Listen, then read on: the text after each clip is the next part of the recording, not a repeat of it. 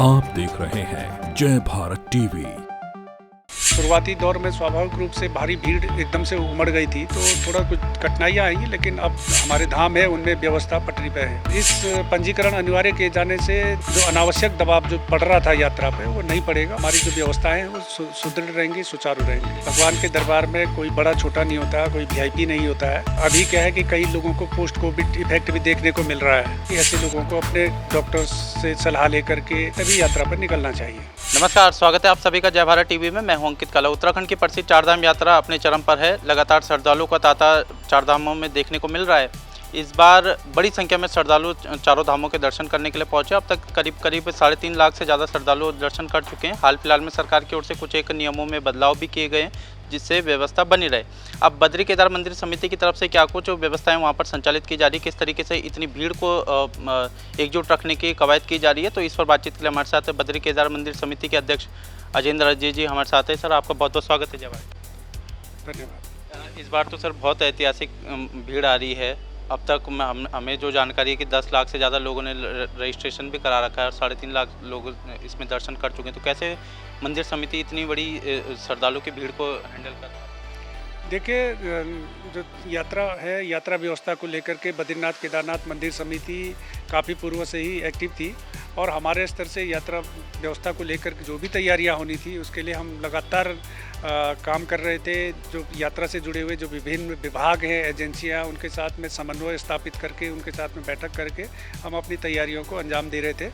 क्योंकि पिछले 2 वर्षों में कोविड के कारण यात्रा बुरी तरीके से प्रभावित रही है और स्वाभाविक रूप से सबका अनुमान था कि इस वर्ष कोविड की जो स्थिति है वो काफ़ी सीमित है, तो इसलिए बड़ी संख्या में लोग धामों में आएंगे। और तो उस अनुरूप जो भारी भीड़ जो उमड़ रही है उसको लेकर के हम लोग पहले से आकलन कर रहे थे। उन परिस्थितियों में हमारे समक्ष क्या चुनौतियाँ होंगी, उन चुनौतियों को लेकर हम होमवर्क कर रहे थे और उसी का नतीजा है कि आज जो चारधाम यात्रा है तो काफ़ी व्यवस्थित स्थिति में है।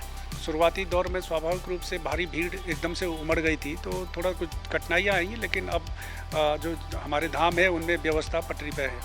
तो अभी मंदिर समिति सर कितना आंकलन करके चल रही है कि कितने श्रद्धालु आ सकते हैं और आपके हिसाब से आंकड़ा क्या है, कितने श्रद्धालुओं ने अब तक चारों धामों के दर्शन किए? देखिए, बद्रीनाथ जी और केदारनाथ जी में करीब कल तक की जो स्थिति है वो करीब 2.5 लाख श्रद्धालु अब तक आ चुके हैं, दर्शन कर चुके हैं।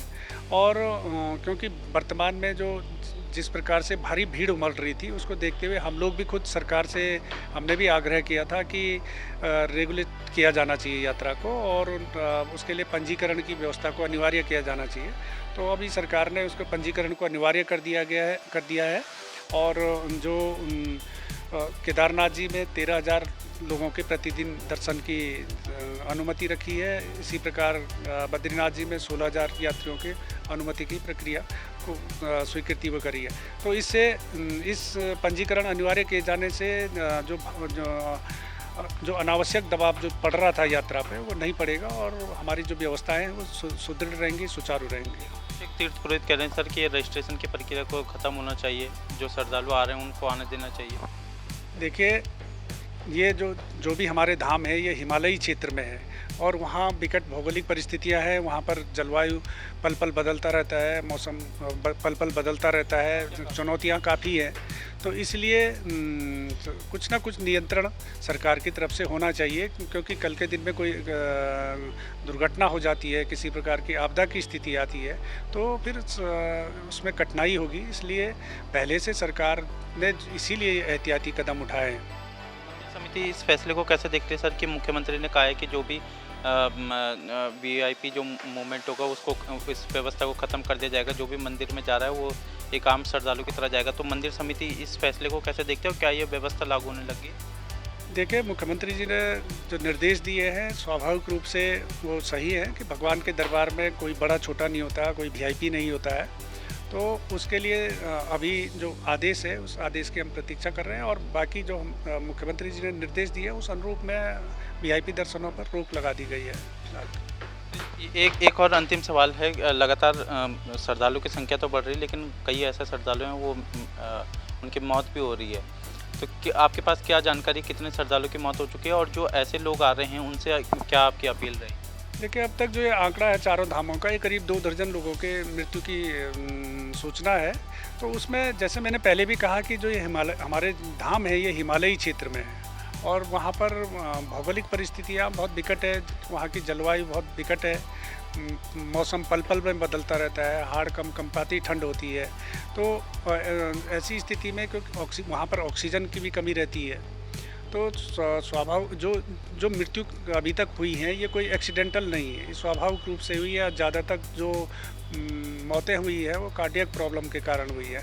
तो इसलिए हमारा जो भी श्रद्धालु तीर्थयात्री धामों में आ रहे हैं उनसे विनम्र अनुरोध है कि वो आने से पूर्व जो कोई किसी प्रकार की उनको अगर स्वास्थ्य संबंधी दिक्कतें हैं तो अपने जो मेडिकल डॉक्टर हैं उनसे सलाह ले करके और जो उनके दवाई है, मेडिसिन है, उनको साथ ले करके।